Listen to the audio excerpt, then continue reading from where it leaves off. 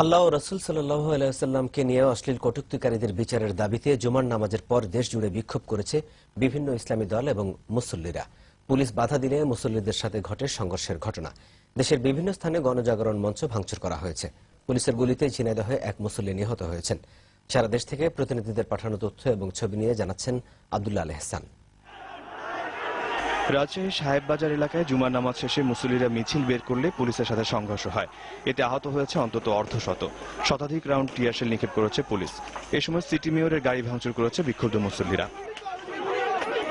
ঝিনাইদহে বিক্ষুব্ধ মুসল্লিরা মিছিলের এক পর্যায়ে গণজাগরণ মঞ্চে হামলা করে। এ সময় গণজাগরণ মঞ্চে অবস্থানরত কর্মীদের সাথে সংঘর্ষে এক মুসল্লি নিহত হয়। এ সময় আহত হয়েছে অন্তত অর্ধশত। বগুড়ায় গণজাগরণ মঞ্চ ভেঙে ফেলেছে বিক্ষুব্ধ মুসল্লিরা। এ সময় পুলিশ তাদের উপর গুলি ও টিয়ারশেল ছুড়লে 20 জন গুলিবিদ্ধ সহ শতাধিক আহত হয়।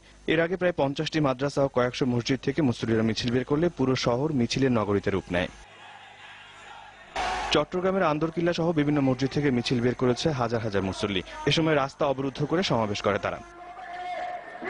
পাবনা শহরের বিভিন্ন মসজিদ থেকে মুসল্লিদের মিছিলগুলো চাপা মসজিদের সামনে এসে জড়ো হয়। এরপর সেখান থেকে শুরু হয় সম্মিলিত মিছিল।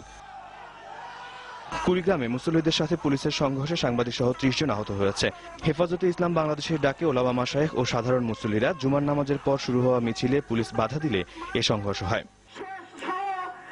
নীলফামারীতে ওলামা মাশায়েখদের মিছিলটি পৌর মার্কেটের সামনে এলে পুলিশ বাধা দেয়। পরে ট্রাফিক মোড়ে অনুষ্ঠিত সমাবেশে আল্লাহ ও রাসূল সাল্লাল্লাহু আলাইহি ওয়াসাল্লামের বিরুদ্ধে কটূক্তিকারীদের ফাঁসির দাবি করা হয়।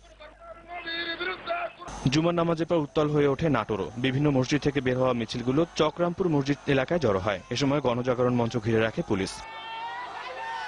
সাভারে ঢাকা আরিচা মহাসড়ক বিক্ষোভের মুখে অবরুদ্ধ হয়ে থাকে বেশ কয়েক ঘণ্টা।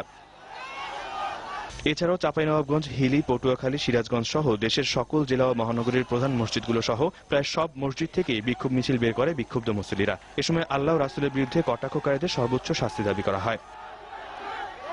আব্দুল্লাহ আল এহসান, দিগন্ত।